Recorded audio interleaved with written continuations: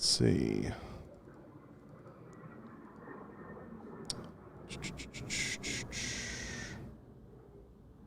Do one other thing. All right. Yeah, we're good. All right. My fault. The intro was playing. I didn't even hear it. All right. We're back with another episode. First, the sponsors. Head over to www.johnbartoloshow.com. Go check out all the sponsors. I want to thank a few of them now. Rhino Metals for all the tables. Right On Optics. Gallo Technologies for all the walls. Blackwater Ammunition. Enforced Weapon Lights. Volquartsen Firearms. Special thanks to Scott Volquartsen. I know they had a good time down at the Sorenex event with Bert Soren. They did an outdoors thing. God love them. Appreciate them. And we'll give a special thanks to this week to Microtech Knives. Big thanks to them. Got a special guest today. I'm excited to get into this with her. She's got a podcast, among other things. She's a 3-time Miss Olympia. All-around superstar. We got the one and only Ashley Kaltwasser. Wow. That was quite the intro. Thank you. Yeah, I try to hype everyone just the right way. The key's not to rush it, I feel. I feel like people rush it. Dive right in. Right. But I try not to rush it. I take my time with it. So listen, I've heard a lot about you the last couple days. All good stuff from all your support system. I'm excited to have you because anyone who does anything as big as win the Olympia 3 times definitely has some staying power, in my opinion. And I think that's exciting. That alone is exciting. I know you don't love, it's like talking about that gets old, but take me a little bit down the journey of how you even got into competing and what led that to you being where you are today, because I know you're doing 90 other things that I want to get to, more importantly. But take me through the journey a little bit. So I've always been an athlete, and even going back in grade school, I was like that girl that, like in gym class, I wanted to break the records. I wanted to beat the boys. Superstar. Yeah, I wanted, set the jump rope record, the track record, all of that. So I've always been a super competitive person, and as an athlete, I did gymnastics, a little bit of swimming, and track was my main sport. In fact, I started track late middle school, all throughout high school. I won a scholarship to the University of Akron, and I ran track there. And once track was over for me in college, there's not really much after that if you're a track athlete, unless you make it to the Olympics or something big like that. And I wasn't that good, but I was a little bit lost after college because I was like, man, what am I doing? What's next? Yeah, right. Exactly. I've always been an athlete. I've always been training for, my next track meet or whatever it may be. So I felt so lost. What is life? I feel so empty. Something's missing. And at the time I was just bartending out of college, and I kind of stumbled upon the sport through an old track coach that I had in high school, because I followed her on Facebook still, and I saw she was posting these competitions. She did figure. So I kind of saw a little bit of the industry from that. And then I decided to go to the gym that she was training at one day, and I realized that there is also a bikini division too. I was like, oh, now this I could do. This looks so fun. So I ended up training there and jumped into my first competition, and I was hooked after that. It was so fun for me. The rest was history. Yeah. Yeah. It's funny, how you bring up the competitiveness and track. I loved track when I did it in high school. It was fun. And track's was a weird sport where I went to school because you took this is a long story, but you took weird buses there, and it was a whole thing. But we used to have to go to this place called the Reggie Lewis Center downtown in Boston, and it was like you took life into your own hands, to track meet. It was lawless in there. But, it's funny you bring up Ohio, because I've had 3 guests on now from Ohio, and I think really? Ohio dominates this podcast. Yeah, really? Matt Brown, the fighter from UFC, he's an Ohio guy, and then Jessica I is from Ohio. She was the number 1 challenger to Valentina for bantamweight, I believe, and she's from Ohio. So I got a lot of Ohio representation. Well, that's what's up. I know there's something in the water there. It does make people tougher, though. Yeah, I definitely think so. I think so too. Yeah, I mean, it's something about Ohio. What is it? Is it like the mountains? I don't know. I think it's just sometimes there's not much to do. Yeah. So You got to find a good sport to get involved in or whatever. So You got to get out. You got to find a way out. That's what makes it exciting. Yes. Cleveland gets a bad rap. But yeah, no, listen, when you get that competitiveness driven into you at a young age and you do want to get out, and there's something to be said about that, it forces you to kind of look beyond and look at the things that you want to do. Now, you had a lot of success early in your career, which probably is a good and bad thing, right? You know, do you feel like it's a good thing? I think it's a good thing, of course, because it definitely keeps you going. But at the same time, there are some disadvantages. And I think one of the big things I struggled with is pressure, you know? See, here's the thing. Whenever you're just getting in the sport, any sport really, you know, you kind of are very appreciative of like the little things, right? Like, oh, I got top call out, you know, and that makes you really happy, or any other small little accomplishment. Yes, any small accomplishment. But whenever the norm begins to be winning, anything less than winning kind of makes you forget those little things in the sport or about the sport that makes you happy or makes you feel successful, if that makes sense. So basically it becomes that anything less than a first place is a failure. And I think like a lot of pressure came from like myself and outside sources. Most of it was me though. You know what I mean? Like just, I would be very down on myself if I didn't get first. So, you know, it's just like, yeah, I kind of had to rethink things and go back to the drawing board and just remember what it is about the sport that makes me happy and what I define success as. Anyone who does anything multiple times successfully, I feel it puts you in like a really rare space, right? Because seeing what obviously happened in the Super Bowl, Brady winning, you know, his 7th, and still being able to stay competitive and stay hungry at that level. Some people win once and they prove what they need to prove. They prove it to themselves. They prove it to everybody around them. And then they step away. And in many ways, you know, we've seen so many competitors do that. There's very few Olympia competitors that repeat over time. I think, I don't know what it is, Matt. It's like 4 Mr. Olympia. I mean, I know it's Jay, especially at the highest levels, Ronnie and Dorian. And it's 4. I think it's like 4 or 5 with Arnold. I think it's not many. It's not many. Most of the time repeating is very difficult to do. And winning over time consistently and staying hungry to win whatever it is and staying competitive is not easy. So you have to have the right mindset, and because women are worse than men. I mean, they're trying to kill each other out there. You have to have experienced some of that. Yeah. I mean, I haven't really experienced that much negativity. I mean, I take that back. I was in a little controversy last year. I was, for that same reason. So there was a few bikini pros that were unhappy with me that I'm already qualified for Olympia for life, right? Because once you win the Olympia once, you're qualified for life. You're in forever. And they were very salty that I continued to compete last year, although I was qualified, and I was taking up Olympia qualification spots. It was a big thing. People were making YouTube videos about it.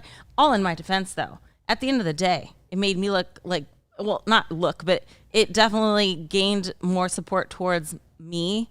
And then, unfortunately for the other girls, it was kind of like, oh, how embarrassing, you know? Right. It was crazy. I didn't think people still thought that way, but I guess we live in a time where, you know, everyone expects just things to get handed to them. You know, the whole participation trophy culture, that whole thing has definitely screwed up society, that everyone thinks that they deserve to be in that spot without necessarily working as hard for it. Well, we live in an era now where somebody looks at you and they see your success, any success, and they say, I'm failing because you're successful. Yeah. And that's kind of how it's I know it's a terrible thing to say, but it really is. And I think social media has brought some of that on. Mm-hmm. I think just people don't understand that, you know, your page or what you post or the things that you do are just things that make you happy and things that make you reflect on the day. And you try to post, it's like a resume, right? You try to post the glaring, shining moment of your day to feel good about yourself. You don't like to put bad stuff out there, and it's all based on good vibes. And, you know, the term as you march along in life, circle and friendship and all those things gets overused and overhyped, but it really is true.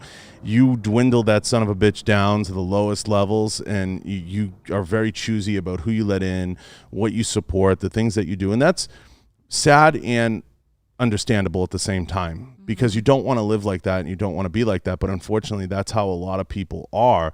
They look at, you get people that throw shade. You get that they're constantly throwing shade at you. And women are worse than men. But I also believe women could rule the world if they work together. But women are worse than men. When you reach a certain plateau, to whatever woman that is, you could be the best pastry chef. There'll be another woman somewhere making pastries that wants to tear you apart. Yeah. It's weird how that is. But yeah. I think guys are more like, oh, bring it on, let's do it. And then the women are more like, just get salty at you for being in that position. That's my take on it. The fundamental difference between guys and women, and I'll say this with people in the room and they'll understand what I'm saying. Two guys can get into a fist fight and move on. Mm-hmm. They could be like, all right, we got that out of our system. We're good. You're good. Like, we get it. Because with guys, it's all about, I'm going to piss on my piece of the sidewalk. You're going to piss on yours. And we're going to respect each other's place on the sidewalk, right? Mm-hmm. And with women, they don't want to just do that. They need to claim it, own it, move you off it, and remove you from everything. Mm-hmm. And that's where the struggle comes in sometimes with women. I don't understand it, and I don't know the answer to it because I'm done trying to figure women out. But I've seen that quality, and it's terrifying sometimes. I mean, nothing worse than a woman scorned, right? Something like that. And I feel like women hype themselves too. They hype themselves into a frenzy. Yeah, yeah, I totally agree. Mm-hmm. Now, you obviously, had your successes. You moved on. You started doing you were in Hollywood, right? LA? I was, yeah. I used to live on the Star Walk up until June of last year. You got out. I did, thank goodness. You were behind enemy lines. It's true. But you get out of there, thankfully, right? Mm-hmm. And because you can't even do business there anymore. Honestly, here's the thing. I think I would still be there if it wasn't for this whole coronavirus thing. Honestly, it was the biggest wake-up call because I saw how they ran things there, which I was very oblivious to before. And I saw the decline of the economy too. And it kind of forced me to grow up. And I was spending so much money on an apartment there. You know what I mean? Just having fun, just whatever. Living life. You just living life, whatever. And then once things get shut down and I see other people are losing jobs and stuff, I was like, oh my gosh, I hate how this is ran here. I gotta escape. Yeah. So I moved to Vegas, bought a house, and I was like, okay, I finally grew up because of this. But it was a big wake-up call for me, No doubt. Thank goodness it didn't affect me financially or anything, but I just saw what it did to other people, how people were living very comfortably with a very secure job, and then all of a sudden that was ripped from them, and that definitely forced me to grow up, finally. Yeah, it's changed now too, though, in a lot of ways, and I'm sure you're seeing it, because now you can be, I almost want to say abroad from the standard locations of Miami, LA. You don't have to be in those spots. It helps in some ways, but you can live decentralized from cities and everything else and still have, media presence. It's almost more important now to have a good camera person or good video people around you, and you're better off building that sense. And I've seen that with Dana Lynn and Rob Bailey moving to Montana, right? So they moved to Montana and they moved their whole crew up there, and they're able to continue going on, cranking out great media and cranking out all the stuff that they want to do. So you can still maintain your presence. And plus now with streaming coming in, a lot of people are opting out of LA and out of California for that reason. You don't have to be there anymore. It's not like you used to be. Yeah, you don't have to be there the way that it was. Now, you get out and you move on. I mean, you started a podcast. Oh, yeah. I've been doing the podcast with my coach for a few years now, but he just recently opened a gym. It's not technically open yet, but it should be in the next week or so. But we're going to have a nice setup. Not as good as this setup, though, I will say. I appreciate that, but this is legit. I appreciate and the snacks everywhere. Well, I'm fat, So, listen, you start this show, and you got into it. I mean, obviously, podcasting caught fire during COVID, right? So I did my first one a few years back with another brand, and then eventually I led up to this one. But when you get in and you start doing it and you start refining what you want your message to be, podcasting is a lot of fun. Right. It's a great way to just get out there and vent and just get your thoughts out. And it's not just photos. Yeah, it's more relaxed, you know? Like you can explain yourself more rather than like a 30-second Instagram video or whatever, you know? I feel like, that's one of the things lacking in Instagram is it's very superficial. It's a photo. It's a 15-second video clip. It's, people say IGTV, but I can't get into watching that stuff. Yeah, I think if you're on Instagram, you're there with a short attention span. Like you're not going to open up Instagram to watch a 10-minute video. You know what I mean? You go to YouTube for that or a podcast, but you're not going to go to Instagram. You're kind of there for like a quick little, double tap here and there. So. Yeah. I don't have a lot of faith in Instagram long term. Really? Do you? I mean, I like to think so, but I mean, I do see how like YouTube is becoming more of the go-to and podcasts as well. But, I think every social media has their purpose. Like, there's a reason why people go to YouTube to learn things rather than Instagram. And people go to a podcast maybe for like maybe something more relaxing or maybe to pass the time during like a drive or some cardio. I think one of the drawbacks of Instagram and why I'm kind of sour on it is you're betting on how much somebody's willing to swipe down. And I feel like that's a dangerous bet because you're betting on the algorithm, right? Mm-hmm. So you're betting on, if you don't pop up and populate, and usually it's only to 30% of your existing crowd that you'll populate to, you're betting on how much somebody's willing to swipe down. And it's really a hard bet. And then you start figuring out what the algorithm caters to, and you start catering to that, and then you start to lose a sense of, who you are or what you are and what you're trying to be. And I feel like that's the danger of just being Instagram centric in your brand and when you're starting to brand yourself. Now, YouTube's the second most used search bar, so it's not going anywhere. It's the second most used search bar on the internet, and it's a huge contributor to SEO. I know it's one of the reasons I put the show up there as aggressively as I do, and I try to market to YouTube more than I do even to Instagram. It's kind of an afterthought, but I feel like Instagram's a bad interpretation of whether it's the shooting culture, self-defense, bodybuilding, fitness really is, because you just see the end product most of the time. True. That's very true. That's one of the drawbacks.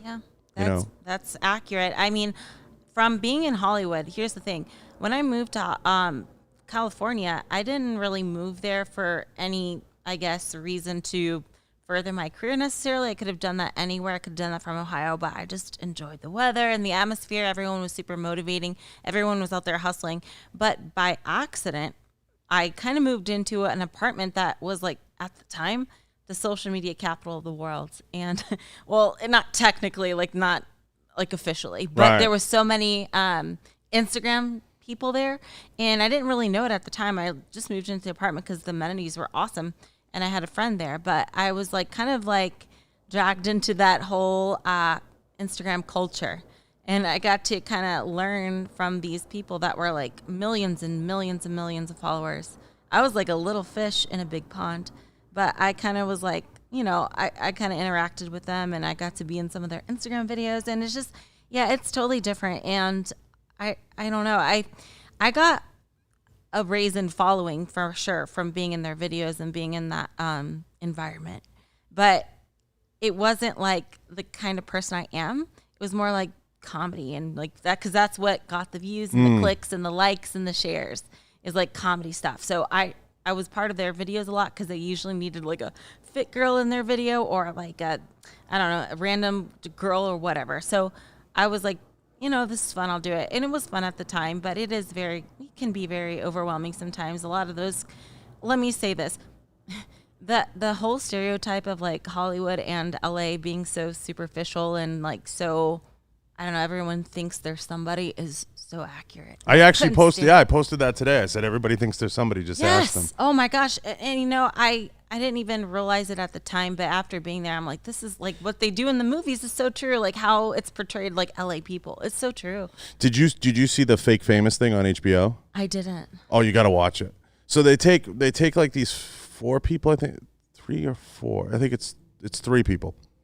It's 3 people. They take 3 people and they have like so followings, maybe like 1,000 or under people, which, people forget, if you get 1,000 people to follow you, like that's a lot of people. Yeah. Like most people will never put that many people in a room for a birthday party. Like that's a lot of people. Yeah. So, they get these 3 people and they do, it's LA based. It's on HBO. I think they have it available on HBO Max, but they take them and they do all the things that will accelerate their following, their growth. And they show them like the dark side, the seedy side, the bot side, all the different things. And they do these collaborations and everything else. And they show you like all the free stuff you start getting and how the marketing works. And it's bananas. Like it takes you on that ride. It's fucking bananas. Yeah. It's crazy. Oh. But when you reach a certain level, like people think like you're going to hit 100,000 or even 1 million followers, 500,000, and your life is set. Mm-hmm. Like they think likes or followers equate, income. Yeah. And they don't realize that that's not the case. And they go through that in this journey with these people. It's pretty wild. Mm-hmm. If I know you can attest to this, but it's more what you do on the back end. I mean, you can do all the superficial stuff. Where you're really selling your soul or the business is going to make or break you is going to be on the back end and how you cultivate, whether it's sponsors, your business, you develop those things. It's not like, that's one of the flaws with Instagram is you can't monetize it. Mm-hmm. I think you can get a lot. I will say you get, in my experience, you can get some really good brand deals though and stuff like that. Incredible. And swipe ups, but yeah. You got to know what you're doing, though. Yeah. Too many people go they don't know how to package it the right way and how to sell it and how to scale it. And that's part of the problem. Mm-hmm. And they go through this a little bit in that HBO special. It's kind of really interesting because companies want to get away with just giving you free stuff. Yeah. And that's the trap. Mm-hmm. Is you get caught up in, you can't pay your rent with like free t-shirts. Yeah. Like how many times do you get offered a free t-shirt? I mean, right. come on. What are you going to do with that? I'm sure you have DMs loaded with, we just want to send you this. Yeah, I do get a lot of that. And I've been getting some with YouTube as well to review products. But yeah, Instagram, that is like the thing. They'll just copy and paste and just mass DM people the same thing. You got to learn how to sift through it, right? Right. It's not something that's easy, but people think that. They think, I'm going to hit this number, whatever the number is, and I'm going to be. But fitness is interesting because fitness is blown up to where the numbers are so skewed. Like, people in fitness have 500,000 to 1 million. That's monstrous in either like the MMA or even shooting community or any other communities. Mm-hmm. But one of the things I learned from Instagram, and I don't know, I'm sure figured this out, is everybody has like their own little community. Yes. It's crazy, right? Yes. Yeah. It's like the algorithm, right? Your mini feed, you go to the homepage and click on the explore or whatever. You just find all those like-minded people, which is nice, I guess. And that's one of the advantages of Instagram is, you can kind of find your people and people who you resonate with and want to follow. But yeah, that is totally true. It's like you have to have a niche. Like there's this whole little circle of people who cook. There's this whole little circle of people who have like dogs. Dogs have their own pages. Yeah. It's a thing. It is, and like the animals get more likes than me. What the heck? Yeah, no, the animals get all the love. Everybody loves animals. They hate people. Right. They're not gonna troll a dog's account, right? No. Now COVID hits, right, and everybody kind of had to go underground. Were you able to still work out and train?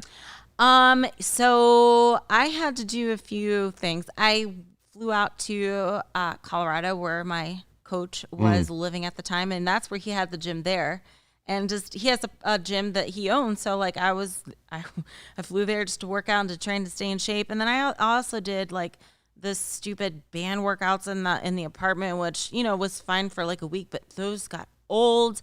I also did for cardio. I would run the stairs in my apartment complex because no one used the stairs, everyone used the elevator, so it was like 12 flights of steps. Just do cardio. It was so stuffy and it was so boring. Gosh, I'm so glad I moved. Right. I mean, because LA is still closed, right? I think so. I don't know. They go off and on all the time, but it's rough. You have to sneak in the gyms. Yeah. It's crazy. But yeah, so I mean, everybody does what they have to do through COVID and trains. But why do you still even when you reach that level, the question I always ask everybody is like, why do you still even train? Oh, I have a fear of mediocrity. I don't want to look average. I want to always look better than the average person.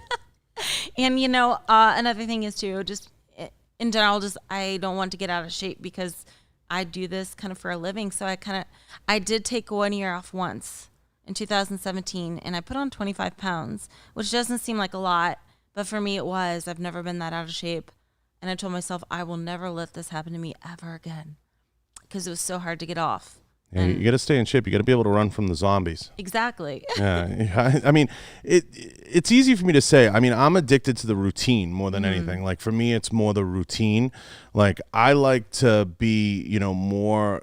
It's more about getting up, getting out of bed, and going physically to the place. And when I go physically to the gym, it's just I feel good. Like I'm starting my day right. Yeah, I feel the same way. That's more how I feel. And whenever I have a day where I don't do that, it feels weird. It feels like the day feels off to me. It feels like I'm kind of feel lazy or I don't feel accomplished, if that makes sense. So like I have that same feeling. I like to take a long weekend here and there. Like there'll be pockets where I'll be like, you know what, it's Friday, take today, or I'll do something else.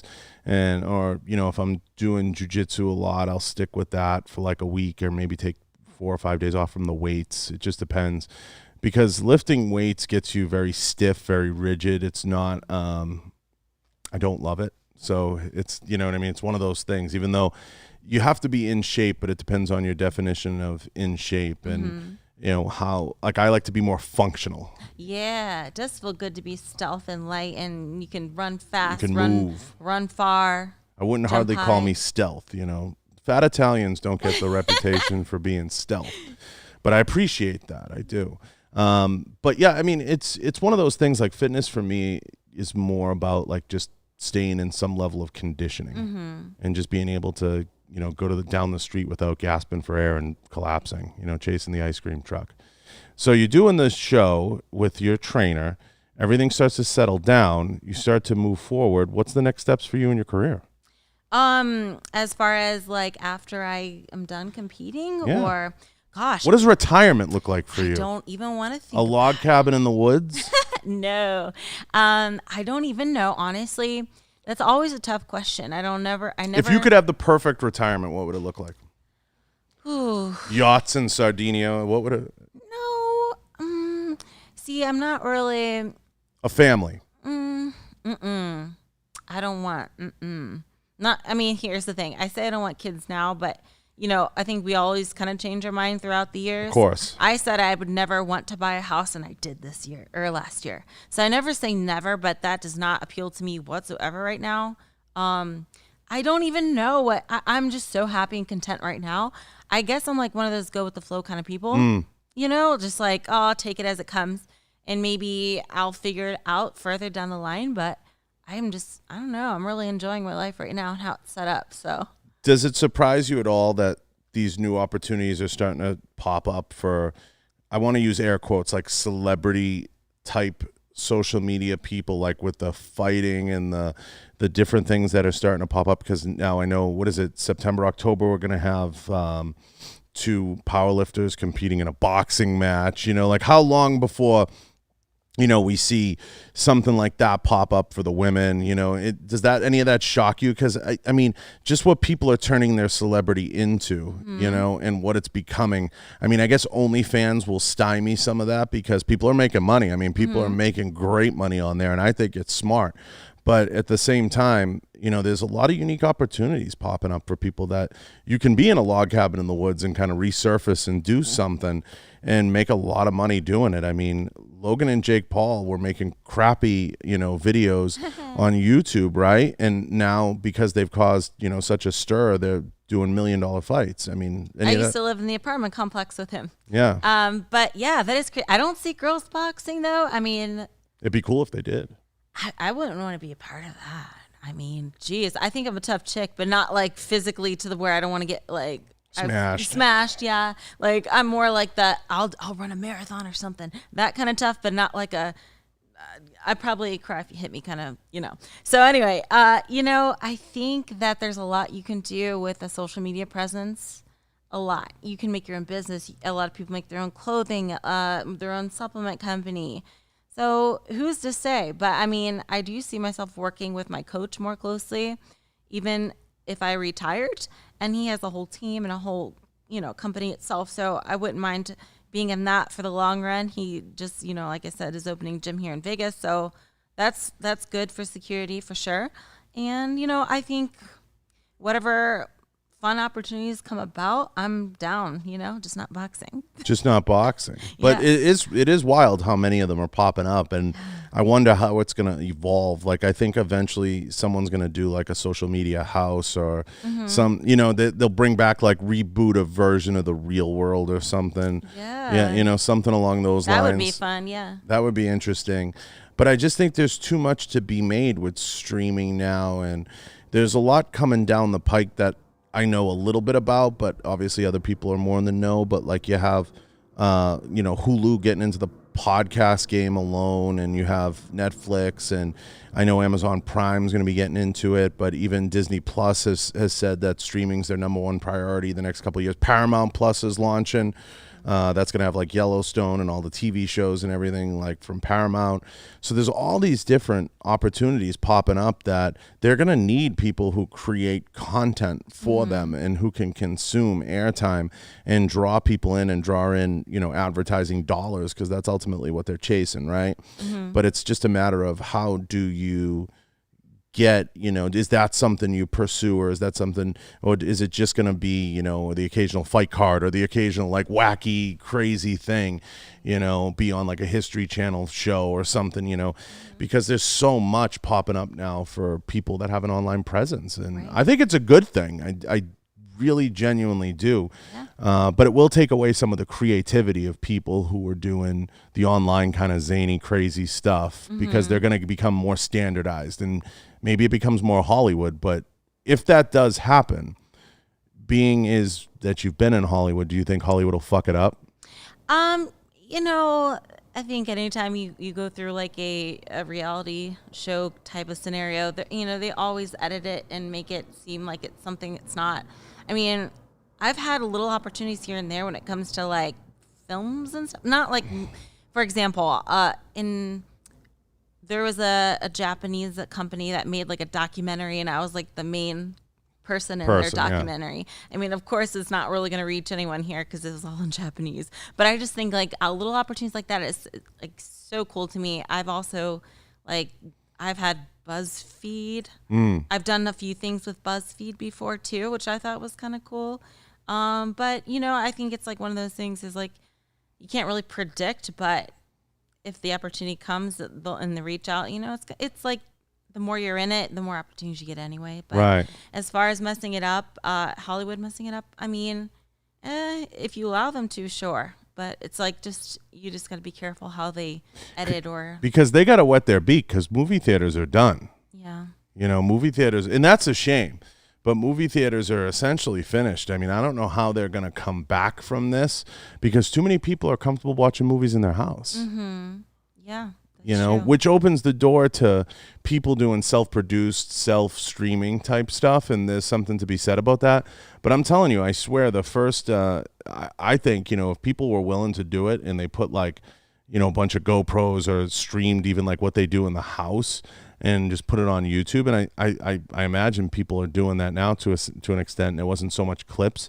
I mean, people will make a fortune on there. I mean, they'll make a killing, but I do think there's a place for something like, a social media house or something like that. It's questions, where do you put it and how do you package it and how you sell it? But I'm excited to see where it goes, especially if it goes beyond the whole boxing thing, because I think that's the first step. That's like the gateway drug, right? That's the gateway drug. Where it goes from here, who knows? I mean, but I'd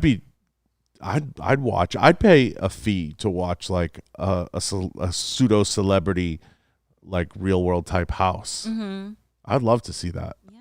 That'd be an interesting way for it to go. Now, for you, if you end up training and you end up back here and you end up working with your old trainer, that's going to be, more of the same. You got to love fitness. You got to love, and I mean love fitness. And I hope that you do, because that's a long journey, right? Oh, yeah. I do love fitness. Honestly, it's all I know. It's like my identity. I know it kind of sounds crazy, but if I'm not working out, if I'm not in shape, I don't feel like me. I'm like, who am I, That's like the big struggle I had, like I mentioned in 2017 when I took a year off from diet and training. I felt so like not myself. I didn't feel like myself at all. Do you like working with competitors more? I mean, yes. I mean, I don't mind the average person, you know, of course. But I mean, for me, I just like being in the fitness environment in general, you know, working out, training, dieting, all that. Are the shows going to survive? Yes. You're optimistic. Oh, I'm not just optimistic, I'm sure. How are they going to survive? Because they already took it through the hardest year and made it happen still and made it work. I'll buy that. Yeah. I'll buy that. Actually, that's the best answer I've gotten so far as to buying it. I think, you know, bikini and figure in certain divisions are going to save it, if anyone's going to save it, because of the amount of competitors that come out. Yes. And, you know, I was in the shows where the craziness happened, and it was weird, you know, with all these restrictions and stuff, and sometimes very unpredictable. I've even seen of shows like they had to move it the next day to another place, and the athletes didn't even know about it till they woke up and got an email saying we're moving locations because this one shut us down. So they've been through a rough year last year. So if they can go through that, they can go through anything. But you're totally correct. Bikini is like the most competed in division as far as like amateurs are concerned, because it is the most realistic, I guess, of all the divisions, the most attainable. And I feel like a lot of girls would look at that and be like, okay, I could do this if I worked really, really hard. And, you know, whereas they might look at maybe women's physique competitor and be like, whoa, I could too much. Yeah, I could never do that. Heck, I can't even do that. You know what I mean? So like, I think bikini is like that is like the one that's appealing to maybe most women out there. It's relatable. Yes. Yeah. My thing with Olympia all the time and with some of these shows, because I love them because I grew up on them and I've gone to countless events, is I like to see them take a bigger approach to getting it in people's homes and streaming it and making it available. And I feel like they've been slow to the game to implement a lot of that stuff, and that's something that I'd like to see them take a greater role, take the challenge, because we were talking about this before. They used to do the pay-per-view. It used to be a pay-per-view thing, and then that died down, and then they were trying to stream it, or they were trying to do like an online login type of thing, and I that fizzled out for a couple of years, and they brought it back, and you know, I just want to see them take a bigger stake, because I mean, you have to be able to get more eyeballs on it. Can't be just about selling booth space, right? Right.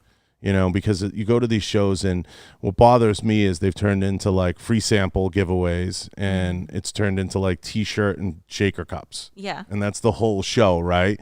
And the focus should be on you guys and gals. You want, you know, them to be able to draw an income from other areas, so they're not so quick to sell their soul as a show to be like, oh, every t-shirt vendor and every this and every that can be there, because it kind of waters it down, and then it's just everybody walking around looking for a free bang or a free, you know, whatever. Yeah, I think though one of the, I guess, good things about last year and COVID is they were starting to offer more live stream stuff. So I think it was like a wake up call, and they Big time figured out how to do it, and they were offering a lot of live streams. So I think that's definitely something that they're going to continue to do even without the restrictions being in place, is the live stream and getting into that field. So I guess that was one positive thing that came of last year. Yeah, I think COVID forced a lot of larger entities, especially the shows, you know, whether it's the NPC, whether it's the IFBB, to take a look at the process to how they're getting to the end person.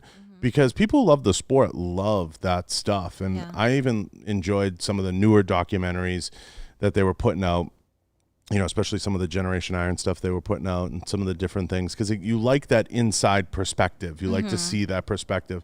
I wish more athletes would do more behind the scenes stuff on the road to competing, because I feel like that's what people have a hunger for. Like at the end of the day, I feel like so many people just want to watch like Jay Cutler make eggs in the morning. They want to watch like you go through your daily routine. You know what I mean? And they want to kind of grasp that. Does that feel intrusive to you, or do you think that's a good thing? To me, it doesn't feel intrusive. I love doing it. I think it's so fun to show people how I live. And I know it's not for everyone. I'm not saying it's like very doable. It's hard. And I don't expect anybody to want to do what I do. But the people that are into it just love to see how it all works behind the scenes. So on my YouTube channel, I try to show a lot of that behind the scenes kind of stuff, you know, the good and the bad. You know, I upload all the parts of it where I'm crying, where I'm super happy. And, you know, I think a lot of people just like to tune in, just kind of to live vicariously through me, since they can't get on stage. I think it would be absolutely kick ass if like Olympia followed or documented the journey of like 5 competitors in a few divisions and continued to do like almost these docu-series on them, you know, throughout the competition. Like I tune in for that, and I try to think like what would get me going, and I feel like it would draw a lot of people to the sport, you know, if they see the humanity of it, you know, and just kind of how, you know, how it humbles you, because there's nothing like fitness humbles you the most. There's nothing like it. How it lifts you up, and you kind of become appreciative of the results or what's happened or the benefits or whatever it is. Because along the way, you're going to get in shape, you're going to get strong, you're going to get tougher, but it might not be enough to win. Right. Yes, that's so true. And that's the hard thing. But you're going to go through this journey, and you're going to learn a lot about you. You're going to learn a lot about your body, and it's the ultimate humiliator in so many ways. Yes. I think like especially in bikini, where it's the most subjective out of all the divisions, you got to go in just kind of with an attitude like, I tried all I could try. You know, I did it all. There's nothing left on the table.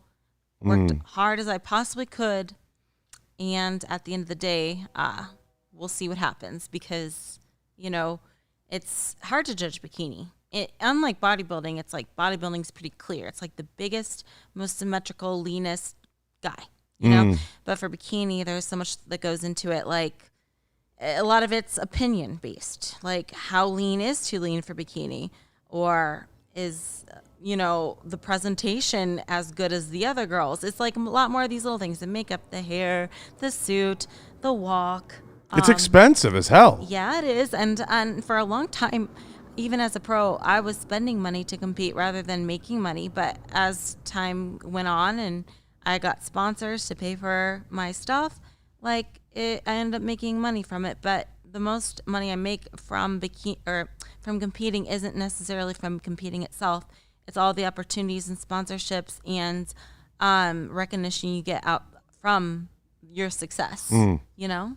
Does it surprise you that some people never, like, they'll win contests and they have no sponsors, or they think it's still just about the winning? Because you said it's about other stuff. And I know, and I've heard people complain about it, it's not just about the winning. That's why I'm glad you said that. Absolutely. That's so true. There are some girls that like do very well. They don't have any sponsors or anything, and they're still probably spending money to compete. And, you know, there are some girls that never won and have sponsors and take care of it. So it's all how you monetize and how you, I guess, market yourself too.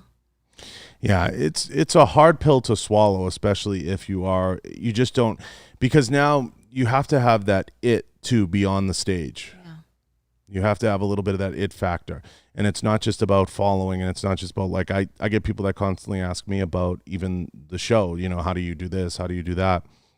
And I break it down to them. I'm very open about it, but it's people don't understand. It's not about any one end product. It's not about just the guests. It's about how you package the whole thing and how you make it look. But I know, because I've palled around with a lot of bodybuilders, I see guys, the bitterness in them, and have had candid conversations with them, and they're like, the best competitor doesn't make the most money anymore.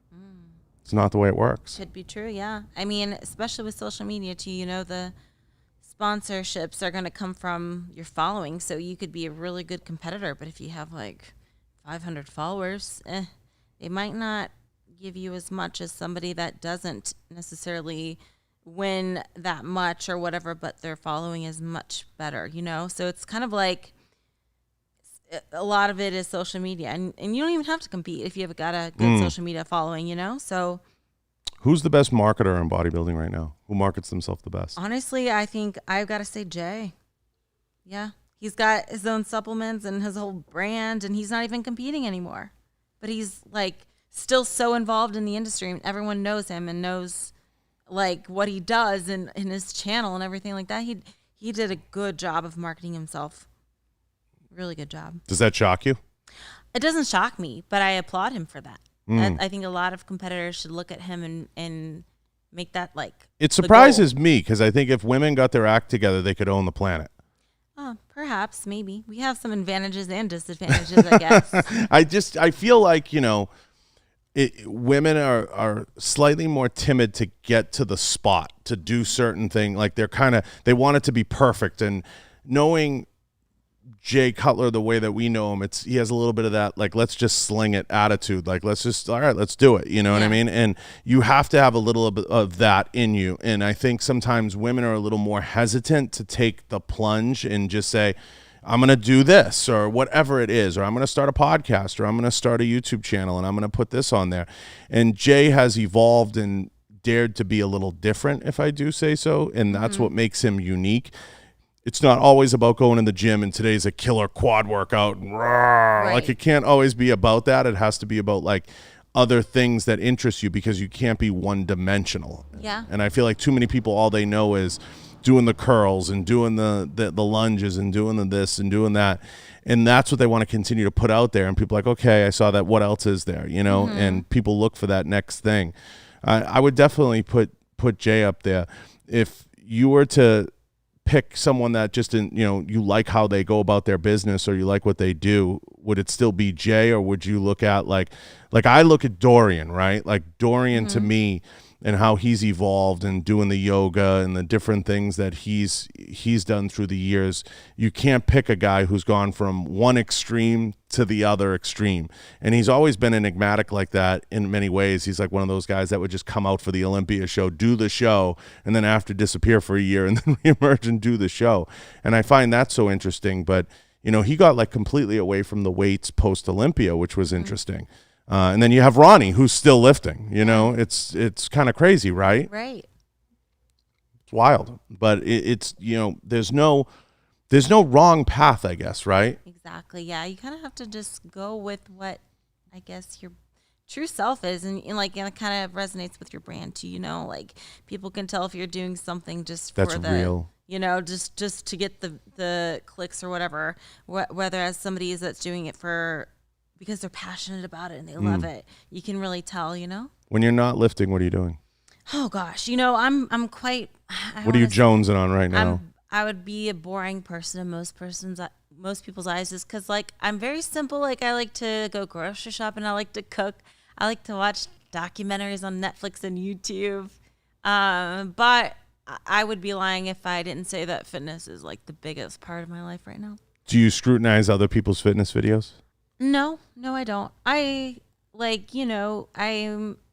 appreciative that they put their fitness videos out, regardless of what level they're at, Right. It doesn't drive you nuts if somebody puts misinformation out there? Because that's a big thing in the fitness world. Maybe I'm oblivious to it, but I haven't seen maybe what you're saying. The fake weights. Oh, fake weights, that kind of. Well, I think that doesn't bother me as much because I'm not a power lifter, and I don't the success in my industry doesn't come from how much you can lift. So and I'm not a guy too, so it's not like I'm, it's not like I'm bragging about my bench press. But if I was a guy, if I was a bodybuilder, and I think if I was a power lifter, I'd take offense to it. I would be pissed. Yeah, for sure. Yeah, I mean, I guess in the equivalent to mine, it pisses me off when I see clear photoshopping, like bent, curved walls, and I'm like, how bad is the photoshopping? I don't see it often because I think people are very hyper aware of it now, and they look for like bent walls and stuff. But how bad was it? It was. I know of a few people that I'm like, I've seen you in real life.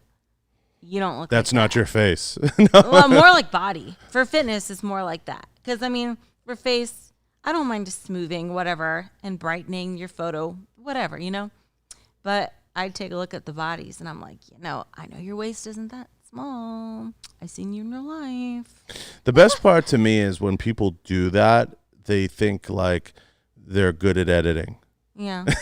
That's what I get a kick out of. I'm like, you're not that good. Like, unless you get it like professionally edited on like a high level, I would never feel comfortable putting something like that out there because it's like, I'm not that good. I'm not even that good at eating lunch. Like, it's like, you know what I mean? I'm going to highly edit a photo, and people do it on like these $3 apps, and they think they're going to get away with it especially in something like fitness where it's so critical. Yeah.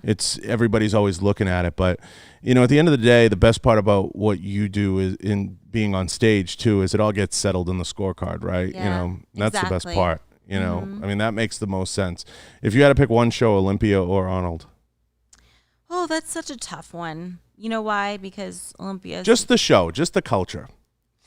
Okay. I will say Arnold because, well, that's my home state, Ohio, right? But it's the show that started it all for me. My first big win was in 2012. I won the amateur overall, which was a big deal because it was like I was against girls from like so many different countries. And it's like, this girl drove 2 hours to get here. But it was like an exciting moment. But I will say that it is less pressure. And that's why I'm going to say Arnold. Less pressure. Whereas the Olympia, it's the biggest show of the year. So it's more like business, right? It's more like, you know, more pressure for me. I think I struggle with pressure a lot sometimes. So for me, it's not an advantage to have that but I extra think pressure. you're putting the pressure on people. Well, myself mostly. Yeah, but I think you're putting it on people because, like, what does a guy go through when you're like, you know, going to dinner, say, with you, and it's like, oh, I'm going to dinner with the 3-time Miss Bikini or something. I think the guy, all the pressure on that point is on the guy, and I think when people meet you, your accolades precede you. So, you know, I think you're putting the pressure on everybody else now. Oh, well. You must intimidate the shit out of a lot of people. I don't know about that. I would think so. I mean, that's what I would think.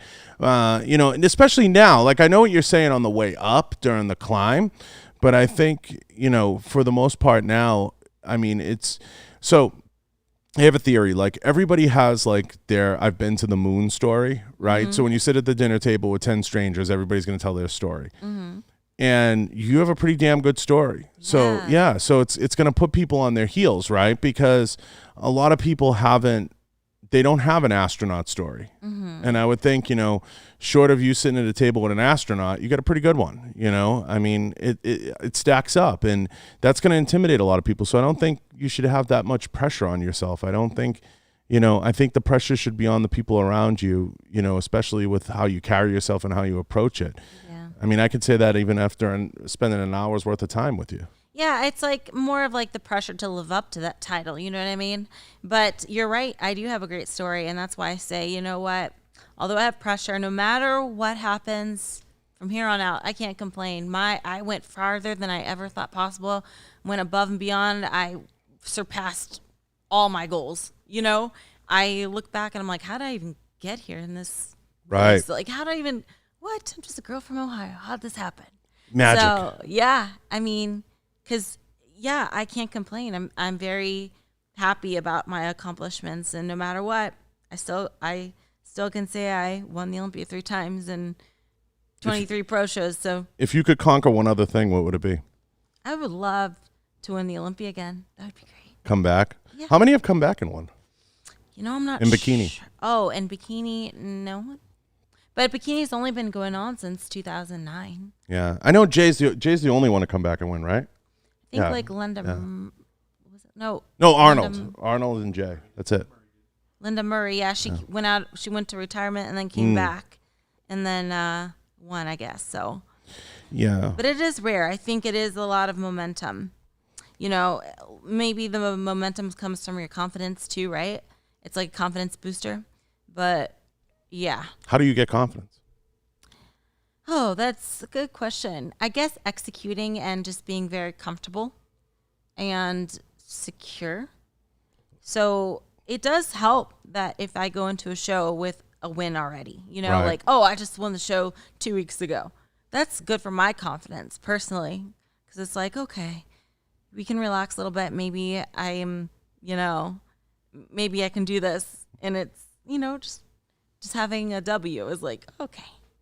Yeah, everybody gets confidence from a different place. Some people need those words of affirmation, or they need the likes, or whatever you want to call it.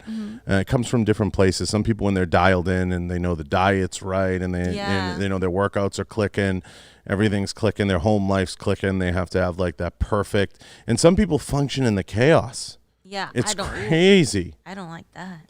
I know, but some people can do it. And that one always amazes me. Some people, I'm like, how do they function in this like whirlwind of a life that they've created? You know, it's kind of bananas to me.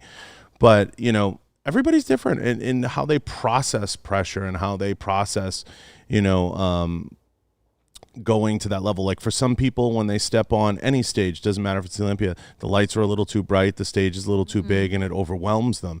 And I'm sure you've seen more than your share of people break down backstage and literally crumble, you know, from whatever the pressure is that they put on themselves. And most of the time it's self-inflicted, right? And that's wild. Oh, yeah. I think like a lot of people can't, sometimes it's like hard for people to handle how they did in a show, and then you'll see backstage that they'll be all pissed off and stuff. And, you know, there's been stories before of competitors like throwing their trophies and stuff because they didn't get first or whatever it may be. They take it way too hard and way too, I want to say seriously too. I mean, of course, everyone wants to win, but not everyone's going to win. And especially in bikini, it's like you can win one week and then the next week get sixth and the next week get first again. So it's very volatile at times because it's like, you know, just have one off day. And the difference between first place and sixth place is like, maybe it's like 1 pound. Maybe it's like one transition in your presentation, you know? So I want to ask you a question that I'm really interested in how you answer this. Mm-hmm. Now, bikini is the biggest draw. Okay. But it's not the high. It's the biggest draw for competitors, right? So it brings in a ton of money to the shows. Do you think women should be paid more? No. Not in bikini, no. Why do you say that? Because men's bodybuilding is what started it all. I would not be here if it weren't for men's bodybuilding. And let's be 100% honest. Painful. It takes so much more work to win a men's bodybuilding Olympia than it does bikini. Okay? I think most girls could probably, let's say they've never worked out a day in their life, maybe in the span of 2 years, get into their prime shape, okay? Whereas men's bodybuilding, that would not be heard of. They have to take 10 years of lifting to get to that size. And the stress put on their body is much more intense than bikini. Okay, I can still function as a normal human being, you know, but they have to get so massive and so lean, whereas there isn't really any negative health effects for bikini, you know. So, now, there. What do you think of other women's sports that say we should be paid, you know, X, Y, or Z? Like for like soccer. Or Take something? the soccer example. Yeah. No, because the draw. Sorry, but there's way more of a draw, and at the end of the day, it's a business. I'm glad you take such a rational look at it. Now, I have the luxury of not thinking heads or tails of it, right? Mm-hmm. But because I don't compete and I'm not in that argument, but I do believe in equality of opportunity, but not necessarily equality of outcome. Mm-hmm. And I'm a big believer that, yeah, you know, you may strive or want to be paid equally, but at the end of the day, you have to look at the facts, right? And you just laid out the facts way better than I ever could as far as fitness goes. As far as other sports go, as a spectator, watcher, everything, I agree with you 100%. I'm like, well, what do the ticket sales dictate? You know, saying a WNBA basketball player, for example, should be paid what an NBA basketball player is. Well, you have to build to that. And that takes, you know, the NBA's been around for 75 years. You have to build to that.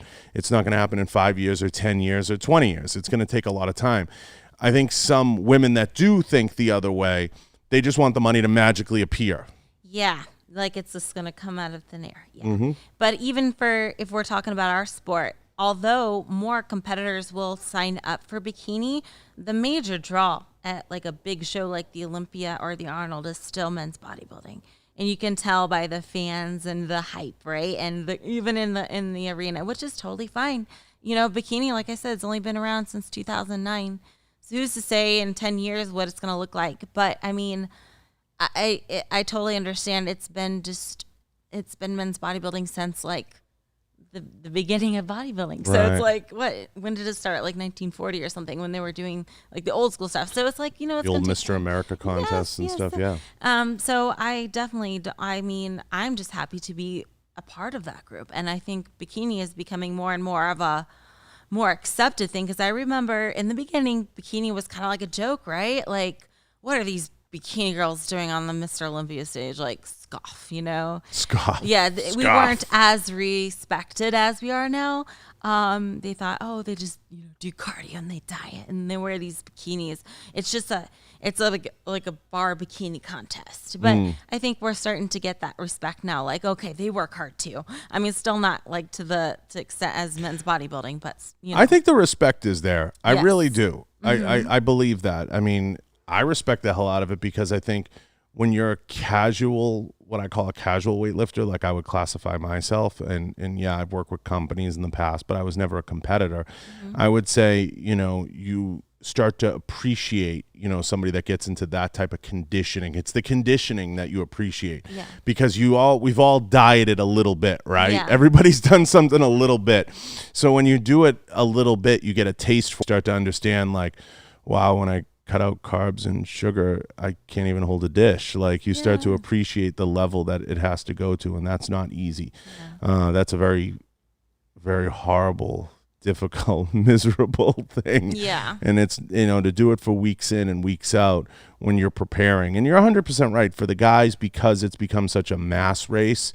You have to pile on so much mass and so much thickness. And like you said, it takes years to get functional again. Yeah. It takes a long time, and I always wonder, like, I wonder how fast they could like run a 400 meter. One of those big bodybuilder guys.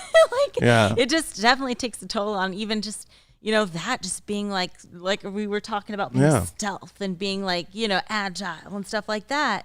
But I will say there's an advantage of bikini that a lot of people don't realize versus bodybuilding. So bikini girls can enter in like 12 shows a year like it's nothing, like because we can maintain this because it's not that crazy of conditioning.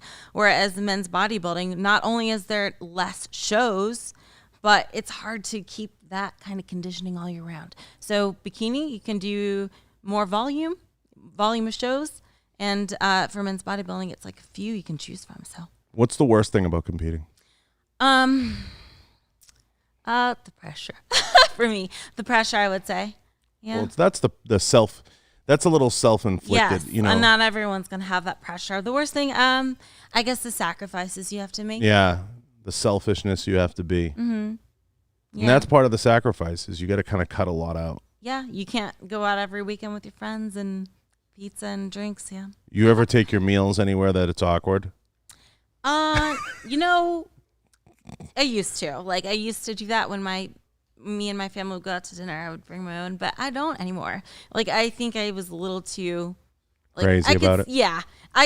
In reality, you can go to a restaurant, almost any. Like, there are a few. Get a salad. Yeah, you can make it work somehow, right? But I just took it like way too far back. Get a piece of salmon and no butter, like dry. Ew. Yeah, you can make it work. You can. No, you're 100% right. I'm glad you said that. You can make it work. You don't have to be that person with the container. You can get. There's always something you can find on the menu that'll make sense. Mm-hmm. But when you're done with a show, what's the first thing you go to eat? That's probably the biggest, most frequent question I always get. And here's the thing. I am not that hungry after a show usually. I just want to take a shower and get my pajamas. Yes, and sometimes get the spray tan off. Yes, that is so uncomfortable. That spray tan with the glaze on top, it's like sticky. How many showers does it take to get that off? I've never asked Jay that. It lingers all week. A week? Yeah. Like, it comes off in chunks though, and it makes your skin so dry. So dry. It's just like so uncomfortable. A week? Itchy. Yeah. You can't use like a scrub and get it off? You can. There's certain like removers, but even then you really gotta scrub hard. You might be able to get it off in like 4 days. But it's crazy. Yeah. It's not your average salon tan. It's like hardcore. It's like hard. Yeah. It's like 17 layers of shine. Yeah. That's crazy. Mm-hmm. I never thought of that. A week to get that off? I would have thought you could use like some type of something and it would come right off. But I guess I wasn't thinking, right? It's a lot of work. You know what I always thought? Like if you get in a tub with it on, like it's just going to be floating in there like soup. Like the first layer is going to come off for sure. Like if you get in a bath, it's going to like turn your whole bathtub like dark brown.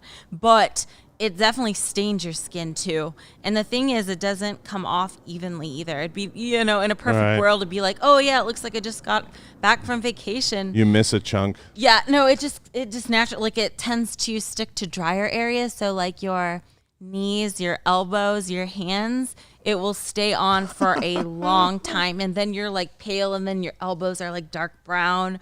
Just this how it is.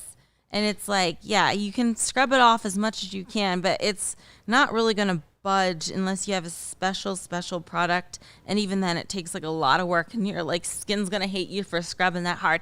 In fact, that's like one of my biggest like stressors going from show to show. Like, let's say I do a show 1 week and then I go into it the next week, is how am I going to get this tan off by the time I have to get another tan? And then my skin hates me after that. It's just like, can you stop scrubbing and tanning me? It's like, it's You're better off just not showering at all and just going right into it. Yeah, you would think, but it still would come off in chunks and you get scaly. It's like you want to get it off, but then it's like. Did you see the girl that put the Gorilla Glue in her hair? I'm not convinced that's 100% true. I think she's trolling. I saw it though. Here's why. I wanted to ask you that because like I have my doubts. I have the doubts too, and here's why. That hair would be a little bit flaky, dandruffy. If it was truly on that long, it would get a little flaky, white specks in it. Oh, it was crazy. But that's really good, I guess, for her. She knows what can go viral. You think she's trying to catch a case? I mean, I think she's trying to get because Gorilla Glue was like, we told, it says it on the bottle, like don't put it on your skin. Yeah, I think first off, she would know better, but also just looking at how her hair was, it would have been a little bit flaky white in her roots. And nothing. It's crazy. Yeah. I don't know. Listen, it's been, I don't know, how long have we gone? Holy shit. 1 hour and 10. Wow, time flies. I know. What's next for you? What do you have going on next? Oh, well, I do hope to compete here in a few months. Surprise. I love competing. Like, I can't get enough of it. Like, when I was done with the Olympia, I'm like, I'm bored already. Give me a show. And there was like this huge gap before the next show. So hopefully I'll be ready in like 7 weeks to compete at my next show. If not, I'll wait a little bit longer. But yeah, I hope to compete again. After that? Another show. And Probably after that? More shows. More shows. Yeah. Good.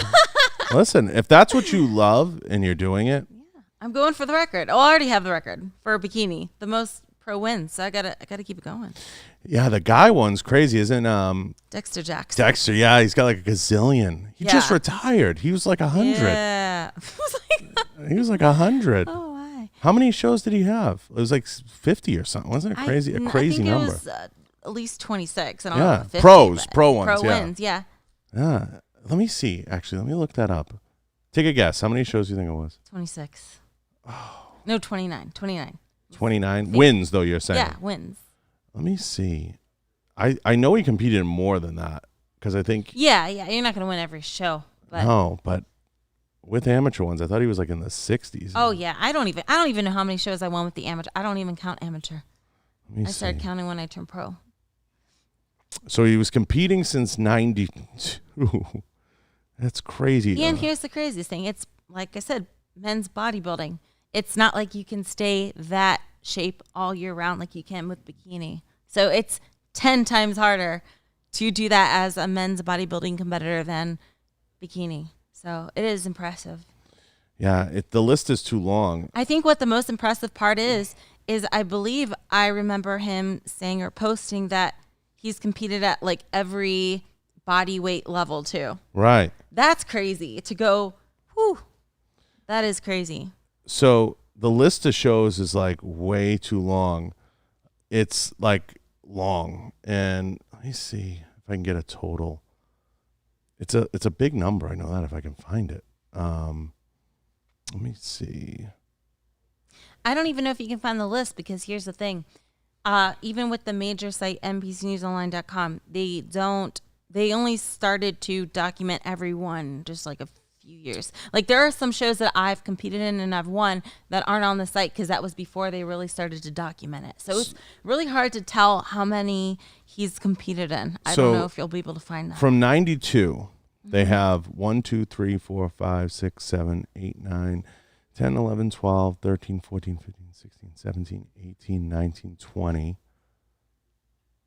It's way more than 29. Yeah. 21, 22, 23, 24, 25, 26, 27, 28, 29, 30, 31, Wins 32, or? 33, 34, competing. Oh. 35, 36, 37,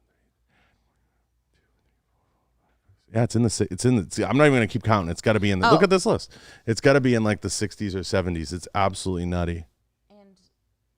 Is that crazy? Yeah, and it's got to be more than that. Because like I said, there's some like shows that were like in other countries that never got documented because it was before they started documenting and because it was in a different country like Russia or India and stuff. So I guarantee you it's way more than what that list says too. Yeah, and there's a lot of first places in there too. Oh, yeah.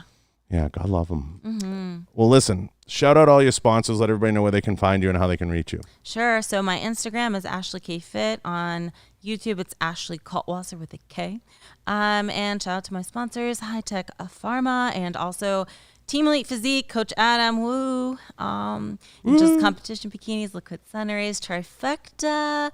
We got, oh gosh, I wasn't prepared. Hopefully I'm not missing something. No. Oh, and Buff Bunny clothing. So Buff Bunny. I'm trying to think, clothing wise, who was it that just took a lot of heat? Was it like Gymshark or something? Probably. One of them. Yeah. For I'm what? not a big fan.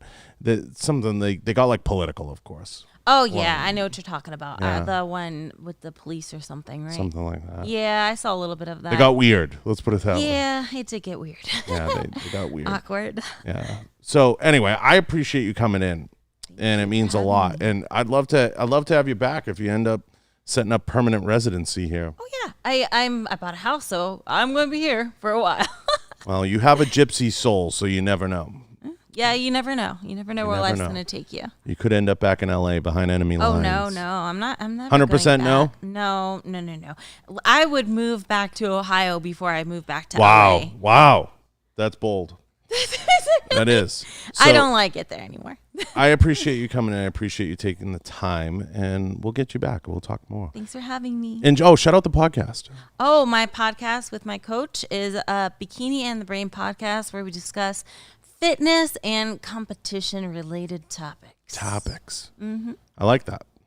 So everybody who's listening, go check out all of Ashley's stuff. And she's got an incredible Instagram page. It's awesome. Go check it out. And I haven't spent time trolling around the YouTube, but I will.